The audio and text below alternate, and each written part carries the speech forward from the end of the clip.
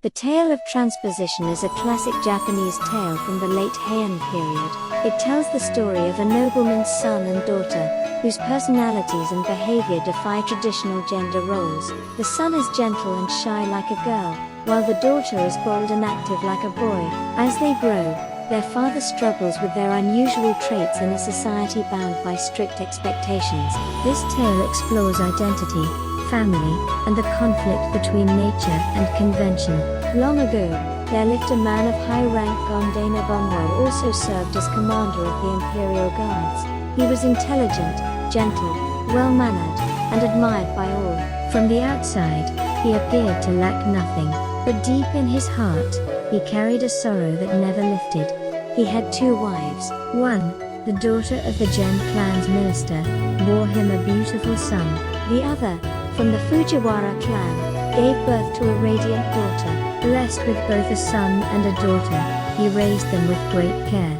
Though the two children looked strikingly alike, they were raised separately in their mother's wings of the estate. This spared them from confusion, as their features were almost identical. The boy was painfully shy. He would hide from unfamiliar attendants, and even with his father, he was distant. He showed no interest in studies and preferred to draw, play with dolls, or collect shells pastimes of noble girls. The Gon Dainagon scolded him, but the boy would only cry. Unable to bear forcing him further, his father could only sigh in disappointment. The daughter, by contrast, was bold and lively. She played kickball and practiced archery with boys. Rarely staying indoors, she radiated energy and charm.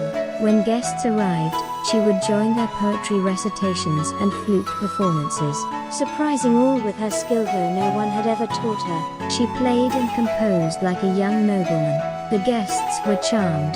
They praised her and offered her lessons, wondering aloud if she had been the young lord all along. Her father tried to hide her when visitors came, but she would slip out boldly and entertain them. In time, the guests mistook her for the boy, and the boy for a girl. The Gon Dainagon gave up trying to correct them. One spring afternoon, the Gon Dainagon visited the daughter's room.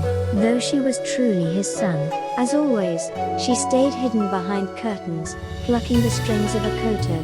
The atmosphere was quiet and filled with petals fluttering in the wind. Her long hair, more than half a foot longer than her height, swayed like silver grass. She was beautiful, perhaps more so than the fabled Kaguya Hime.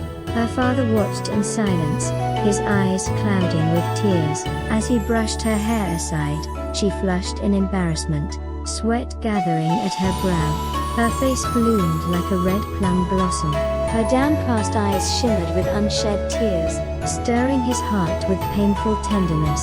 She wore no makeup, yet her natural beauty outshone any powder or paint. At 12, she had grown tall and graceful, dressed in elegant layers.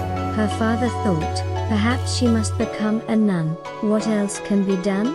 The thought brought tears to his eyes. If this be the punishment for some sin of a former life, then truly, this world is more sorrowful than ever. Later, as he walked to the western wing, he heard a flute, so pure it made his skin tingle. The melody seemed to rise into the heavens. He thought, it must be that child. He peeked in. There sat the young lord who was truly his daughter, calmly placing the flute aside. She wore robes in layered hues, her face bright and elegant, her posture graceful. Even the hem of her trousers shone with charm. If she had only been raised as a girl, how precious she would be. And yet, it was too late.